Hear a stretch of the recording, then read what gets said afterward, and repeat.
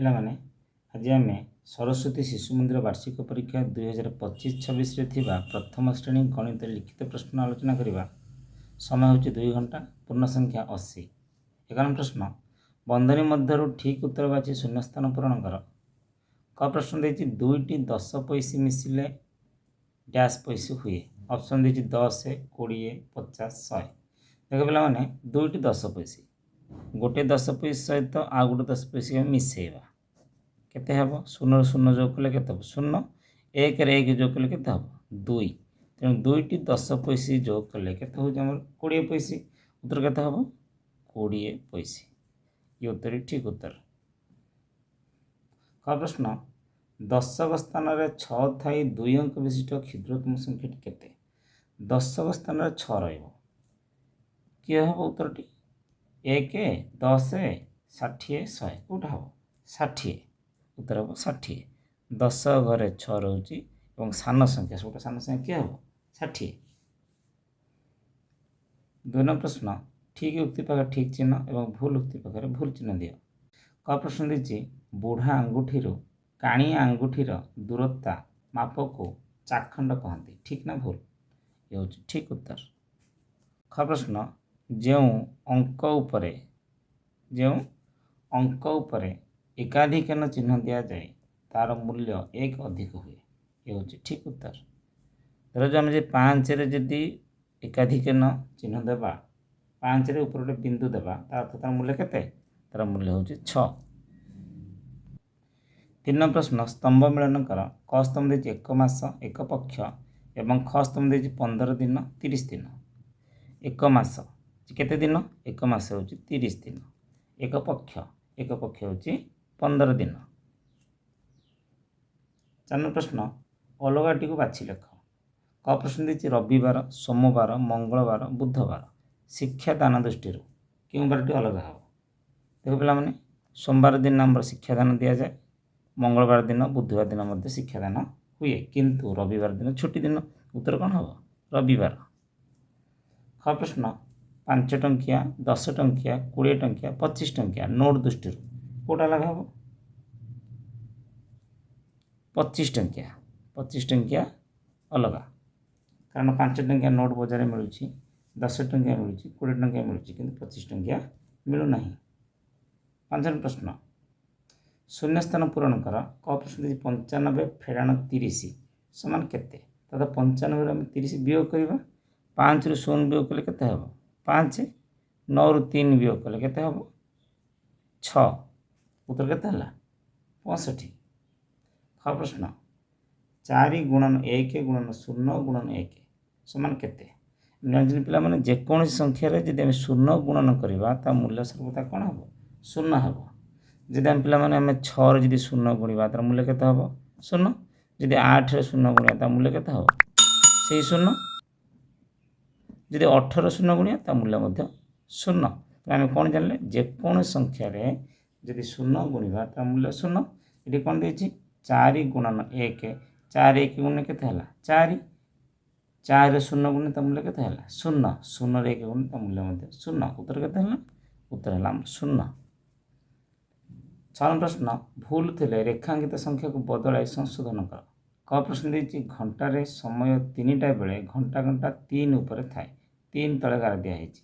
ଜାଣିଛନ୍ତି ପିଲାମାନେ, ଯେତେବେଳେ 3ଟା ବାଜିଥିବ ଘଣ୍ଟା କେଉଁଠି ଥିବ? ଘଣ୍ଟା କାଁଟା 3 ଉପରେ ଥିବ ଏବଂ ମିନିଟ୍ କାଁଟା 12 ଉପରେ ଥିବ। ଇଏ ହେଉଛି ଠିକ୍ ଉତ୍ତର। ଖ ପ୍ରଶ୍ନ, 9 ଫେରାଣ 7 ସମାନ 3। 7 ତଳେ ଗାର ଦିଆହେଇଛି, ତା ଅର୍ଥ 9ରୁ କେତେ ବିয়োଗ କଲେ ଆମର ଉତ୍ତର 3 ହେବ? ଆମେ କ'ଣ କରିବା? 9ରୁ 3 ବିয়োଗ କରିଦେବା। 9ରୁ 3 ବିয়োଗ କଲେ କେତେ ହେଲା? 6। ଆମ ଉତ୍ତର କେତେ ହେଲା? 6। 9 ଫେରାଣ 6 ସମାନ 3। ଉତ୍ତର କେତେ ହେଲା? 9 ଫେରାଣ 6 ସମାନ 3। 7 ପ୍ରଶ୍ନ, ଉତ୍ତର କର।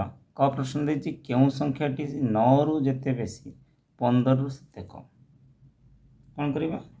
15ରେ 9 ଯୋଗ କରିବା। କେତେ ହେଲା? 9 5 14, 4 ରଖିଲେ ହେଲା 1, 1 1 2, 24 ବା 24ରୁ ଆମେ 2 ହରିଦେବା। କେତେ ହେଲା? 24 2 ହେଲେ କେତେ ହେବ? 12। ଉତ୍ତର କେତେ ହେଲା? ସଂଖ୍ୟାଟି ହେଉଛି 12। 12 ସଂଖ୍ୟାଟି 9ରୁ ଯେତେ ବେଶୀ 15ରୁ ସେତେ କମ୍। ख ପ୍ରଶ୍ନ କେଉଁ ସଂଖ୍ୟାକୁ 5 ଦ୍ୱାରା ଗୁଣିଲେ 5 ହେବ? ପିଲାମାନେ ଯେକୌଣସି ସଂଖ୍ୟାରେ ଯଦି ଆମେ 1 ଗୁଣିବା ତା ମୂଲ୍ୟ ସେହି ସଂଖ୍ୟା ହେବ। ତେଣୁ ଏଇଠି ଉତ୍ତର କେତେ ହେବ? 1। 1କୁ ଯଦି ଆମେ 5 ସହିତ ଗୁଣିବା ତାର ମୂଲ୍ୟ କେତେ ହେବ? 5 ହେବ। 8 ପ୍ରଶ୍ନ ଏକ ପଦରେ ପ୍ରକାଶ କର। ଯେଉଁ ପକ୍ଷରେ ଚନ୍ଦ୍ର ବଢ଼ି ବଢ଼ି ଯାଏ ତାକୁ କ'ଣ କହନ୍ତି? ଉତ୍ତର କ'ଣ ହେବ? ଉତ୍ତର ହେବ ଶୁକ୍ଳପକ୍ଷ। ଶୁକ୍ଳପକ୍ଷ।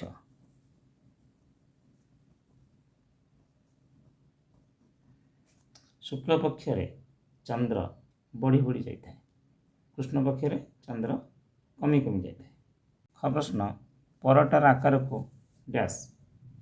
ଉତ୍ତର କ'ଣ ହେବ? ପରଟାର ଆକାର ହେଉଛି ତ୍ରିଭୁଜାକାର। ତ୍ରିଭୁଜାକାର।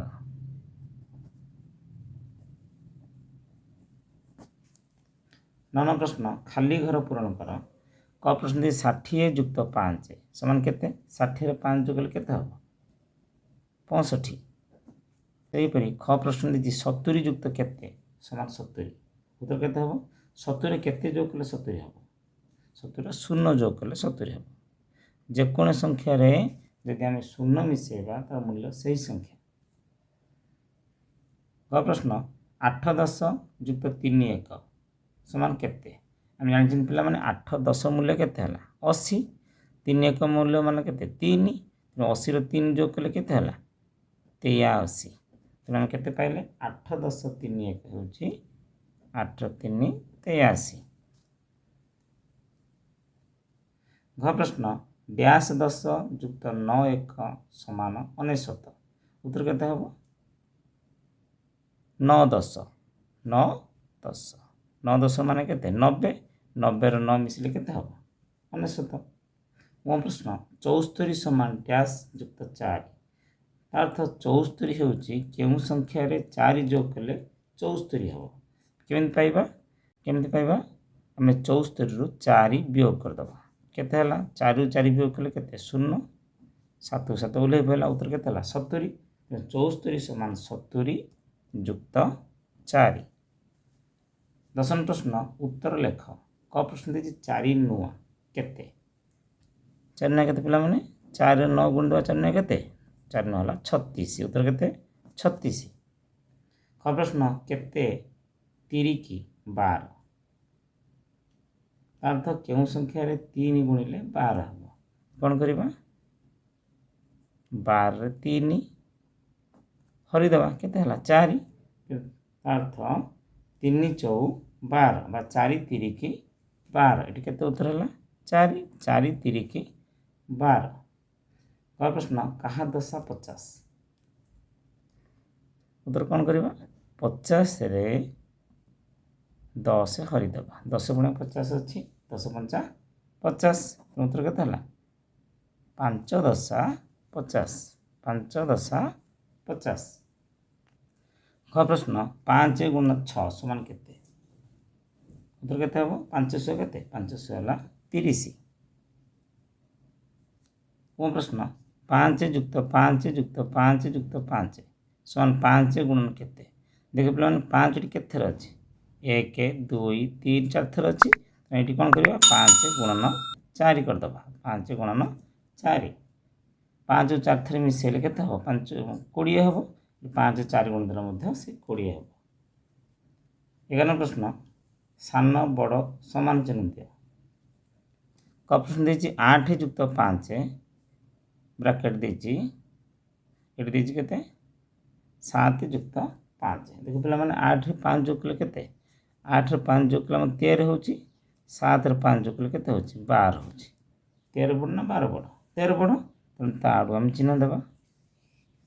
ଖ ପ୍ରଶ୍ନ ଦେଇଛି 9 ଫେଡ଼ାଣ୍ଟ 4। ଏଠି ଅଛି 9 ଫେଡ଼ାଣ୍ଟ 3। ଦେଖ ପିଲାମାନେ 9ରୁ 4 ବିୟୋଗ କଲେ କେତେ ହେବ? 5 ହେବ। ଏଠି 9ରୁ 3 ବିୟୋଗ କଲେ କେତେ ହେବ? 6 ହେବ। ତେଣୁ ବଡ଼ କିଏ? 5 ବଡ଼ ନା 6 ବଡ଼?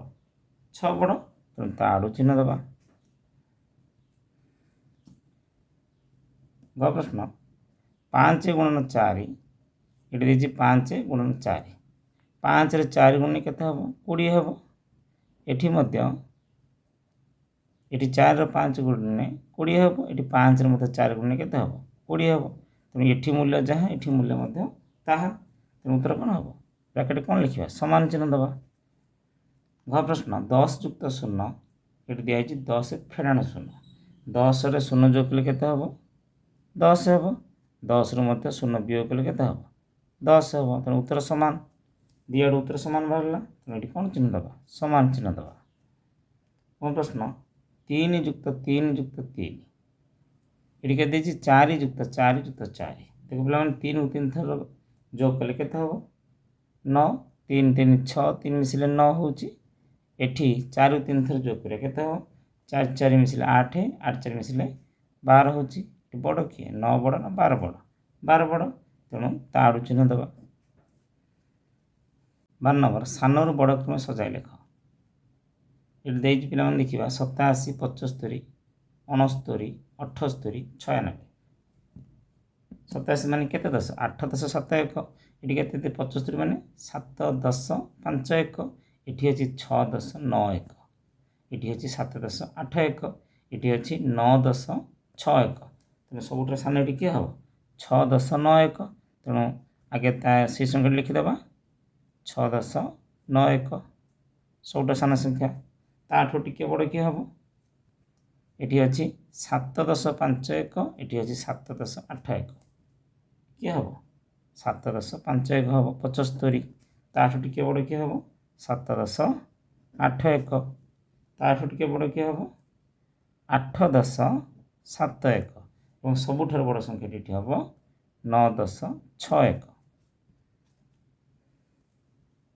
तेन प्रश्न मधुर बयस 14 वर्ष साधुर बयस 28 वर्ष ते दुहिंकर बयस मिसी केते मधुर बयस और साधुर बयस को जोग करदे 14 वर्ष युक्त 28 वर्ष केते होची 8 रे 4 जोग कले केते 12 2 रो किंदा लाइट 1 1 1 2 1 केते हला 3 केते हला 32 वर्ष ते दुहिंकर बयस मिसी 32 वर्ष 14 प्रश्न गोटे पड़िया रे 4टी गाई और 4टी पिला थिले ते सेमानकर गोड़ गणिले केते हेबो देख पे ना 4टी गाई गोटे गाय केतोटी गोड़ गोटे गायर 4टी गोड़ तेणु 4टी गाय केतोटी गोड़ हम 4 रे 4 गुण देवा 4 चौ केते हला 16टी गोड़ तेणु गायर केतोटी गोड़ हला 4टी गायर 16टी गोड़ से गोटे पिलार केतोटी गोड़ 2टी गोड़ 4टी पिलार केतोटी गोड़ हम 2 रे 4 गुण देवा 2 चौ केते हला 8 तेरे मोट गोड़ संख्या कौन करवा